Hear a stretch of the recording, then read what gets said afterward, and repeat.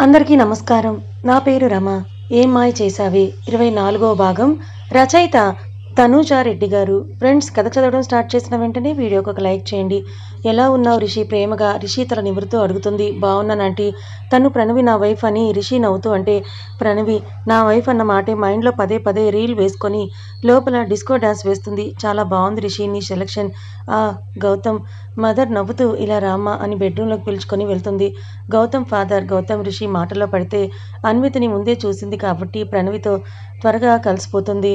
అక్కడ కాసేపు గడిపి కిచెన్లో గౌతమ్ మదర్కి హెల్ప్ చేస్తూ ఉన్న ప్రణవి కనిపించి చిన్నగా నవ్వుతూ సైలెంట్ అవుతాడు గౌతమ్. లంచ్ కూడా అక్కడే కంప్లీట్ చేసుకొని తిరిగి ఫ్లాట్కి రిటర్న్ అవుతూ ఉంటే గౌతమ్ మదర్ ప్రణవికి ఒక ప్లేట్లో చీర, గాజులు, పువ్వులు, పసుపు, కుంకుమ ఇస్తుంది. అయ్యో ఆంటీ, ఇవన్నీ ఇప్పుడు ఎందుకని? ప్రణవి అంటే, అలా అనకు అమ్మా. ఇప్పుడు నువ్వు మా ఇంటికి ఆడపిల్లవి కూడా, వద్దనకుండా తీసుకో అని ఆవిడంటే ప్రణవి రిషి వైపు చూస్తుంది. తీసుకో అన్నట్లుగా కళ్ళు ఆర్పితే నవ్వుతూ తీసుకుంటుంది ప్రణవి. రోజులు అందంగా గడిచిపోతూ ఉంటే ప్రణవి ఎగ్జామ్స్, ప్రాక్టికల్స్ అని బిజీ అయిపోతే రిషి ప్రణవి రఘు గారి దగ్గర విడిచి 1 వీక్కి ఒకసారి ముంబై వెళ్తూ వర్క్ ఎక్కడ నెగ్లెక్ట్ అవ్వకుండా చూసుకుంటూ ఉంటాడు. సునంద రిషి కొత్త కంపెనీ గురించి తెలిసి అందరి ముందు తల కొట్టేసినట్లుగా అయ్యి రిషికి ఫోన్ చేస్తుంది. చిరాగ్గా ఫీల్ అయిన రిషి అసలు లిఫ్ట్ చేయడు. చేతులు కాలాక ఆకులు పట్టుకుంటే లాభం లేదమ్మా అని చలపతి గారంటే ఆ అమ్మాయి కోసం కన్న తల్లినైనా నన్నే పట్టించుకోవడం మానేశాడు. ఈ రోజు కాకపోయినా ఏదో ఒక రోజు నా విలువ అతను తెలుస్తుందని అంటుంది సునీత. చలపతి గారు ఒక నిట్టూర్పు విడిచి ఎండీ క్యాబిన్ నుంచి బయటకు వెళ్ళిపోతారు. బెడ్రూమ్లో రిషి ల్యాప్టాప్లో ప్రణవి మునిగి ఉంటే హాల్లో టీవీ చూస్తూ ఉన్న రిషి ఎంతసేపటికి కూడా తన దగ్గరకు రాకపోయేసరికి డౌట్ వస్తుంది. ఏదో ఒకటి వాగి తిట్టించుకొని అలిగి మంచం ఎక్కింది.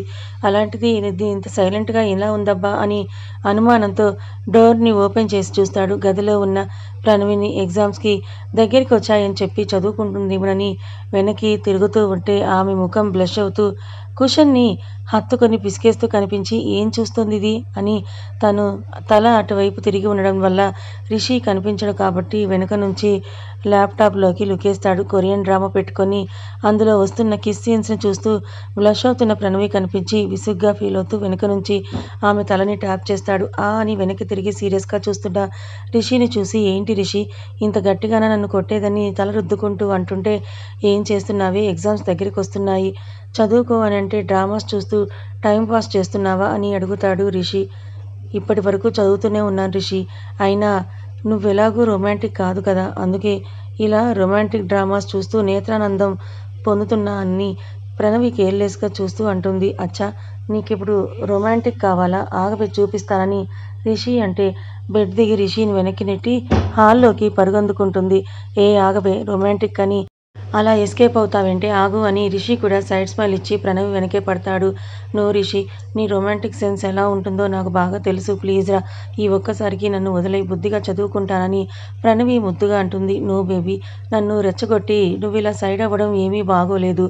నువ్వు దొరికితే జస్ట్ కిస్సే, ఓ 2 లవ్ బైట్స్, అదే నేను చిక్కించుకుంటే, అంతకు మించి ఆలోచించుకో అని ఫ్రిడ్జ్ నుండి వాటర్ బాటిల్ని తీసుకొని వాటర్ తాగుతూ ఉంటాడు. ఆలోచనలో ఉన్న ప్రణవి రిషిని చూసి బెడ్రూమ్లోకి వెళ్ళి డోర్ వేసుకోవచ్చని ఐడియా వేసి రిషి వెనుక నుంచి మెల్లగా పిల్లిలా అడుగులు వేసి డోర్ వరకు వెళ్ళగానే రిషి ఒక్క ఉదుటున ప్రణవిని తన భుజాన్ని వేసుకొని ఎక్కడికే జారుకుంటున్నావు మెల్లిగా అని అంటూ డోర్ లాక్ చేసి బెడ్ మీద కుదేసి ఆమె పైన వాలుతాడు బెదురు కళ్ళతో చూస్తూ.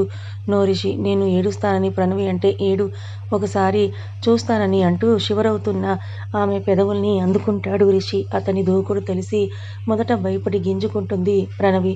ఆమె చేతిని బెడ్కి లాక్ చేసి ఆమె భయాన్ని పటాపంచలు చేస్తూ మెల్లగా ప్యాషనేట్గా కిస్ చేస్తూ ఉంటే అతని ఓపికకి కళ్ళు 2 పెద్దవి చేసి చూస్తుంది ప్రణవి. ఒసేయ్, కిస్ చేసేటప్పుడు కళ్ళు మూసుకొని ఫీల్ అవ్వాలి, ఇలా గుడ్లగూబలాగా కళ్ళేసుకొని చూడకూడదని రిషి అంటే ఈసారి రిషిని కిందకేసి ఆమె అతని పొట్ట మీద అటొక్కాలు ఇటొక్కాలు వేసుకొని కూర్చొని నేను గుడ్లగూబనా అని రిషి బుగ్గని గట్టిగా కొరికేస్తుంది. ఒసేయ్, నొప్పిగా ఉంది, వదలవే అని రిషి అంటే నో అని ఈసారి రిషి కాలర్ బోన్ దగ్గర టీషర్ట్ బటన్స్ రిమూవ్ చేసి బైట్ చేస్తుంది. ఒసేయ్ వదలవే, లోపలేదో అవుతోంది, జలగలాగా ఇలా నా బ్లడ్ తాగుతుంటే నన్ను ప్రవోక్ చేసినట్లుగా ఉందని రిషి అంటాడు హీనస్వరంతో. ఆ మాటకి టక్కున గబుక్కున రిషిని వదిలి లేస్తూ ఉంటే రిషి ప్రణవిని కిందేసి ఆమె మీదకు చేరి ఇక్కడికే కామ్గా ఉన్న నాకు లోపల వేడి సెగలు పుట్టించి ఇప్పుడు చల్లగా జారుకుంటే నా వేడి ఎలా తీరేదని ఆమె గుండెల దగ్గర డ్రెస్ బటన్స్ విప్పడానికి చేయేస్తాడు. No Rishi, it's not correct time అని ప్రణవి అంటే నీకు లాస్ట్ ఎగ్జామ్ 2 డేస్లో అయిపోతుంది. తర్వాత ఎంఎస్కి జాయిన్ అవ్వటానికి కూడా ఇంకా టైం ఉంది కదా ప్రణి, ప్లీజ్ బేబీ ఒక్కసారి కమిట్ అవుదామే. చాలా కష్టంగా ఉంది నిన్ను దగ్గరగా ఉంచుకొని కూడా ఇలా నేను దూరంగా ఉండాలంటే అని పప్పీ ఫేస్ పెట్టి అంటాడు రిషి. అతని టచ్కి మనసు లొంగుతున్నా కూడా మైండ్ వద్దని వారిస్తోంది. రిషి వేలు ప్రణవి టాప్ పక్కకు జరిగి అనాచ్ఛాదనంగా కనపడుతున్న నడుముని తడిమేస్తూ ఉంటే అతని వెచ్చని శ్వాస ప్రణవి పెదవులన్నీ తాకుతుంది. ప్లీజ్ రిషి, నాకేదో అయిపోతుందిరా వదులు అని ప్రణవి లో వాయిస్తో చిన్నగా అంటుంది. డాక్టర్ అవ్వబోతున్నావు, ఏమవుతుందో కూడా తెలీదా బేబీ అని రిషి అంటే డాక్టర్స్కైనా ఫీలింగ్స్ వస్తే కష్టం రిషి అని ప్రణవి అంటుంది. ఉష్ అని పెదవి మీద వేలు పెట్టి డీప్గా కిస్ చేయడం స్టార్ట్ చేస్తాడు. తమకంతో కళ్ళు మూసుకొని మెడ చుట్టూ చేతులేసి తనని తాను అప్పగించేస్తుంది ప్రణవి. మైకం నిలువెల్లా కమ్ముకొస్తుంటే ప్రణవి టీషర్ట్ తీసేస్తాడు రిషి. బ్లాక్ ఇన్నర్లో బంగారు వన్నెఛాయతో ఉన్న ప్రణవిని చూసి ఇంకా అవుట్ ఆఫ్ కంట్రోల్ అవుతుంటే మోగిన ఫోన్ ఈ లోకంలో ఇద్దరిని బయటకు తెస్తుంది. ఏం చేస్తున్నాడో తెలిసి ఫోన్ కట్ చేసి లేచి టీషర్ట్ వేసుకుని విండో దగ్గరికి వెళ్తాడు రిషి. కళ్ళు తెరిచి అతని ప్రెజెన్స్ దూరమైన ప్రణవి తనకి కాస్త దూరంగా ఏదో ఆలోచిస్తూ ఉన్న రిషి కనిపించి టీషర్ట్ వేసుకొని ఏమైంది రిషి అంటూ వెనక నుంచి హత్తుకొని అడుగుతుంది ప్రణవి. నథింగ్ అని రిషి ముభావంగా అంటే ముందుకొచ్చి అతని కళ్ళల్లోకి చూస్తూ తనే చొరవగా రిషి చెయ్యి తీసి తన నడుము మీద వేసుకుంటూ అతని మెడ చుట్టూ చేతులు వేసి ఎందుకు దూరంగా వచ్చేసావు అని అడుగుతుంది. You are right Prani, it's not correct time అని రిషి అంటే ప్రణవి బ్లాంక్ ఫేస్ చేసుకొని చూస్తూ ఉంటే తను ముందుకి తెచ్చుకొని ఇన్ని రోజులు వెయిట్ చేశాను, ఇంకొన్ని రోజులు వెయిట్ చేయలేనా? పైగా నువ్వు ఆ రోజు మనం ఇంటిమేట్ అప్పుడు నుండి బాగా ప్యానిక్ అయ్యావు. అయినో దానికి నేనే కారణం. అది గుర్తొచ్చినప్పుడల్లా నా కోపాన్ని కంట్రోల్ చేసుకోలేకపోతున్నాను ప్రణి అని రిషి అంటుంటే ప్రణవి రిషిని హత్తుకొని అలా అనుకు రిషి, నిన్ను నువ్వు బ్లేమ్ చేసుకుంటే నేను చూడలేను. ఆ రోజు నువ్వు కూడా కావాలనేవి చేయలేదు కదా, ఇంకా దాని గురించి అనవసరమని ప్రణవి అంటుంది.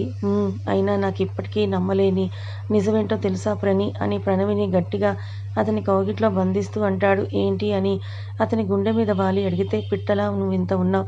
ఆ రోజు నన్ను ఎలా బేర్ చేసావే, నైట్ అంతా ఎలా భరించావని రిషి అంటాడు. రిషి కళ్ళలోకి చూస్తూ ప్రేమ ఉన్న చోట కష్టం కూడా ఇష్టంగా మారుతుంది రావణ్ అని రిషి గడ్డం కొరికేస్తుంది. ఓసై నొప్పిగా ఉంది, అయినా ఈ కొరికే జబ్బేంటి నీకు? రేపొద్దున నువ్వు డాక్టర్ అయ్యాక ఎంతమంది నీ చేతిలో బలవుతారో ఏంటో అని రిషి వెటకారంగా అంటాడు.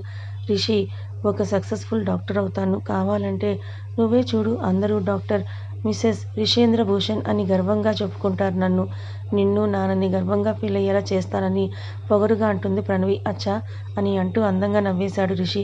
అతని నవ్వు పూల వర్షంలా ఉంటే రిషి నవ్వు నవ్వితే ఎంత బాగుంటావో తెలుసా నువ్వు, నీ స్మైల్ చూస్తూ బ్రతికేయచ్చు తెలుసా అని ప్రణవి అంటుంది. ఏంటే ఈరోజు నన్ను ఐస్ చేసే పని పెట్టుకున్నావు, ఏముంది ఇక్కడ అని ప్రణవి కనతల దగ్గర వేలు పెట్టి అడుగుతాడు రిషి.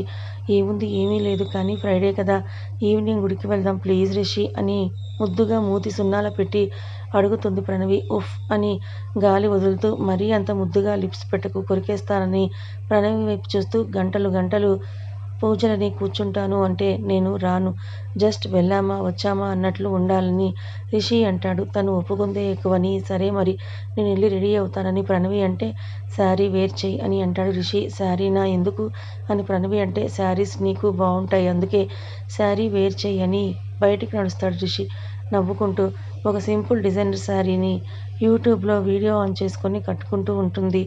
ఆ ప్రాసెస్లో ఒక గంటని గుటకాయ స్వాహా చేసేస్తుంది. రిషి రెడీ అయ్యి ఇంకా రాలేదేంటిది అని లోపలికి నడుస్తాడు. చీరను చుట్టుకున్న ప్రణవిని చూసి గట్టిగా నవ్వేస్తాడు. ఎంతగా అంటే కంట్లో నీళ్ళొచ్చేంతలా వెనక్కి తిరిగి రిషిని చూసి ఎందుకు నవ్వుతున్నావు అని ఉక్రోషంగా అడుగుతుంది. ఓసే ఈ జన్మకి నీకు చీర కట్టుకోవడం రాదులే కానీ ఇలారా అని అంటే మూటల చీరని ఎత్తుకొని రిషి ముందుకు వాళ్తుంది. ఉఫ్ నువ్వెక్కడ దొరికావి నాకంటూ నీట్గా చీరని కడుతూ ఎలా కట్టుకోవాలో చూపిస్తూ కుచ్చిళ్ళు కూడా దోపి గోల్డెన్ కలర్లో మెరుస్తున్న నావిని ముద్దాడి పనిలో పనిగా ఒక పంటిగాటు కూడా ఇచ్చేసి కుర్చీలో లోపలికి దోపుతాడు. ఆ నోపిరా శాడిస్ట్ అని ప్రణవి ఏడుపు ముఖం పెట్టుకొని ఉంటుంది. అలవాటు చేసుకోవే, నా నుండి స్మూత్ అప్రోచ్ని ఎక్స్పెక్ట్ చెయ్యకు అని అంటూ పళ్ళు కూడా వేసి పిన్ పెట్టుకో అని అంటాడు రిషి.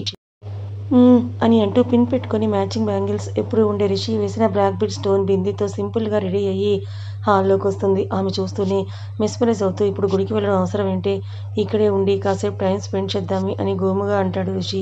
కుదరదని ఆమె స్పీడ్గా ముందుకెళ్ళి డోర్ ఓపెన్ చేస్తుంది. గాడ్, ఏం పెట్టావా ఈ అమ్మాయిల్లో, కింగ్ లాంటి వాడిని కూడా బొంగుని చేసి చుట్టూ తిప్పుకుంటారని అనుకుంటూ ఆమె వెనకాలే కార్ కీస్ తీసుకొని నడుస్తాడు.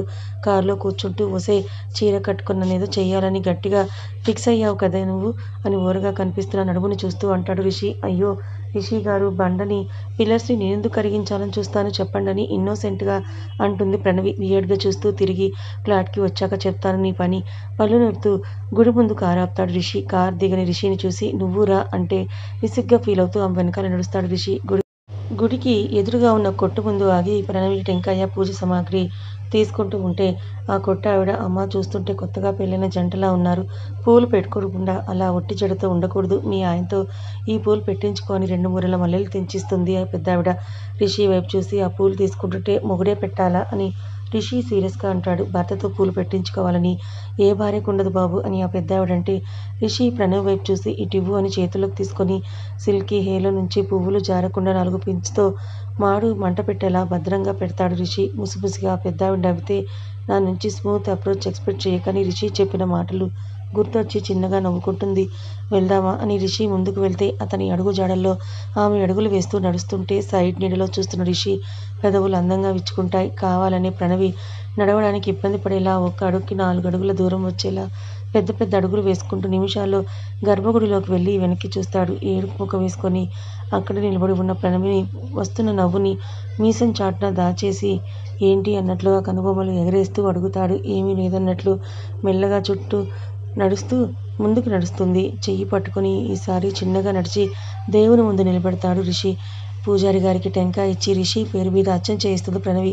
నీ పేరు చెప్పలేదే అని రిషి అడిగితే నువ్వు బాగుంటే నేను బాగుంటాను కదా రిషి, మనిద్దరం వేరు కాదు కదా అని అంటుంది ప్రణవి. గట్టిగా హక్ చేసుకోవాలన్న కోరికని గుడి అని ఆపుకుంటూ మౌనంగా నిలబడితే ప్రసాదం తీసుకొని ఒక చోట కూర్చుంటారు రిషి. నేను ప్రదక్షిణలు చేస్తానని ప్రణవి అంటే సరే నేను వెళ్ళి కారులో వెయిట్ చేస్తుంటాను రా అని ప్రణవి పెట్టిన పులిహోర మొత్తం ఆమె కూడా మిగిల్చకుండా తినేసి వెళ్ళిపోతాడు. గుడి చుట్టూ ప్రదక్షిణలు చేస్తూ రిషికి నాకు మధ్యలో ఎవరూ రాకుండా హ్యాపీగా ఉండేలా చూడు స్వామి అంటూ 11 సార్లు చేసి బయటకు వస్తుంటే సునంద అడ్డు నిలుస్తుంది. ఆవిడని చూసి ఏం మాట్లాడినా ఆవిడ పెడద్దాలు తీసుకుంటుందని మౌనంగా ఆవిడని దాటి వెళ్తుంటే ఏ ఆగు, నేను ఎదురుగా ఉన్న లెక్క చేయకుండా వెళ్ళిపోతున్నావు, పర్లేదు నా కొడుకు ఇంటి తిండి నీకు బాగా వంట పట్టిందని సునంద కోపంగా అంటుంది. ఆంటీ అసలు మీ ప్రాబ్లం ఏంటని అడుగుతుంది ప్రణవి. నువ్వే నా ప్రాబ్లం, నా కొడుకు లైఫ్లో శనిదేవతలా దాపురించి వాడిని నాకు కాకుండా చేశావు. నువ్వు వెళ్ళిపోతేనైనా వాడు నిన్ను మర్చిపోతాడని మీ నాన్నని అడ్డు పెట్టుకొని నిన్ను భయపెట్టి దూరంగా పంపిస్తే మళ్ళీ వాడి కంట్లోనే పడి ఏకంగా పెళ్లి కూడా చేసుకొని మళ్ళీ వాడి జీవితంలో దాపురించావని సునంద అరుస్తుంటే ఎప్పుడొచ్చాడో తెలియదు కానీ రిషి సునంద మాటలు విని ఎనఫ్ మామ్, ఇంకొక మాట అన్నా నేను ఊరుకోను, తప్పు చేసింది నువ్వు అయినా నీకు కొంచెం కూడా గిల్టీ ఫీలింగ్ అనేది లేదు, తను నా భార్య, ఇంకొక మాట తనని ఏమైనా అంటే నేను మామ్ అని కూడా చూడనంటూ ఏంటి ఇక్కడ నిలబడిపోతావా అని రిషి కోపంగా అరుస్తాడు. లేదన్నట్లు తల అడ్డంగా ఊపి రిషి వెనుక వెళ్తుంటే ఆగు రిషి, కాలేజ్ గురించి పట్టించుకోవట్లేదు, కంపెనీ గురించి కూడా పట్టించుకోవట్లేదు, ఎందుకు అని బాధగా అడుగుతుంది సునంద. నాది కాదు కాబట్టి నేను పట్టించుకోవట్లేదు సునంద గారు అని అంటాడు రిషి. ఇదంతా నీది కాదా, మీ నాన్న కష్టపడింది నీకోసం కాదా, ఈ ఆస్తి అంతా నీది కాదా అని ఏడుస్తూ అడుగుతుంది సునంద. సమాధానం చెప్పాల్సిన అవసరం లేదన్నట్లు ముందుకు నడుస్తుంటే బాధగా కొడుకు వైపు చూస్తుండిపోతుంది సునంద. కారులో ప్రణవిని కుదేసి స్పీడ్గా కార్ అపార్ట్మెంట్ ముందు పెడతాడు. ప్రణవి కోసం చూడకుండా రిషి స్పీడ్గా వెళ్ళిపోతే ప్రణవి మెల్లగా అడుగులో అడుగు వేసుకుంటూ ఫ్లాట్లోకి వస్తుంది.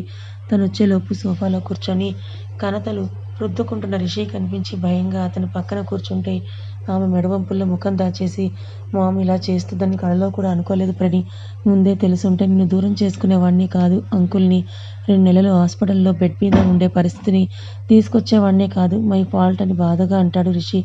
వదిలే రిషి, ప్లీజ్, నువ్వు ఫీల్ అయి నన్ను ఏడిపించకు. మన ఎడబాటు కూడా మన ప్రేమకు పరీక్షనుకు. రిషి, పాపం మీ అమ్మ బాధని కూడా అర్థం చేసుకోవచ్చు కదా రిషి. ఆవిడ స్థానంలో ఎవరున్నా అలాగే రియాక్ట్ అవుతారేమో.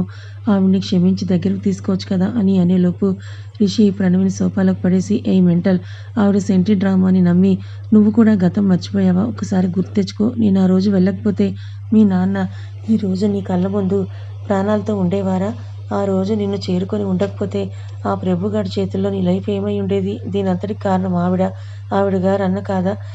అని గట్టిగా అరుస్తూ అడుగుతాడు రిషి, కోపంతో ఎర్రగా మారిన రిషి ముఖాన్ని చూసి. కోపం తెచ్చుకోకరా, నాకు భయమేస్తుంది. ప్రణవి బెదురు కళ్ళను చూసి సోఫాలో కూర్చున్న ఆమెపై వాల్తాడు. రిషి బరువుని హ్యాండిల్ చేయలేక వెనక్కి వాలితే ఆమె గుండెల మధ్యలో తల పెట్టుకొని కళ్ళు మూసుకొని ఆమె నడుమును చుట్టేస్తాడు. అతను వదులుతున్న ఊపిరిని బట్టి కోపాన్ని కంట్రోల్ చేసుకుంటున్నాడని అర్థమై మెల్లగా వేళ్ళని అతని జుట్టులోకి జనిపి జుట్టు నిమురుతూ అతనికి అనుకూలంగా మారుతుంది ప్రణవి.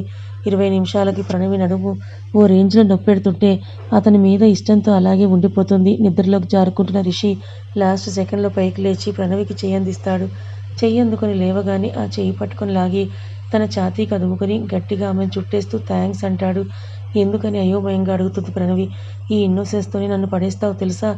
నిజమా అని మెరిసే కళ్ళతో అడుగుతూ, మరైతే లవ్ యూ అని చెప్పొచ్చు కదా రిషి.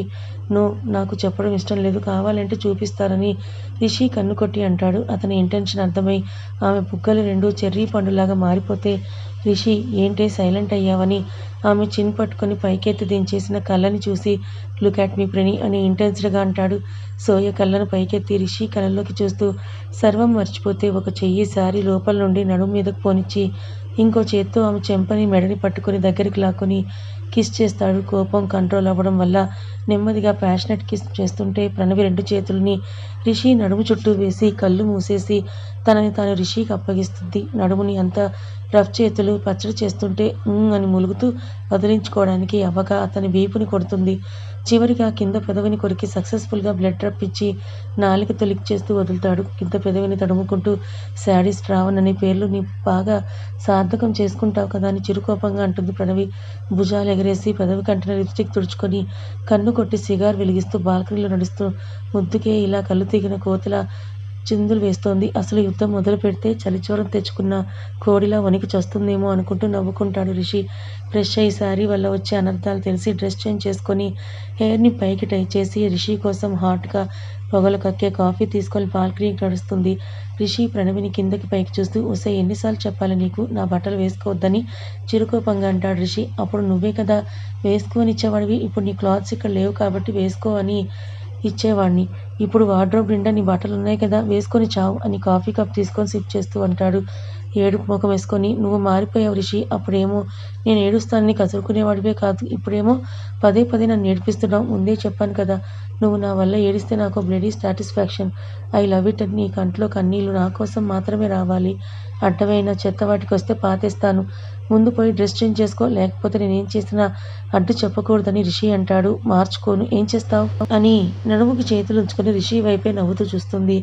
కథ ఇంకా ఉంది. కథ నచ్చితే లైక్ చేయండి, మరి కొంతమందికి షేర్ చేయండి. Thank you so much for watching.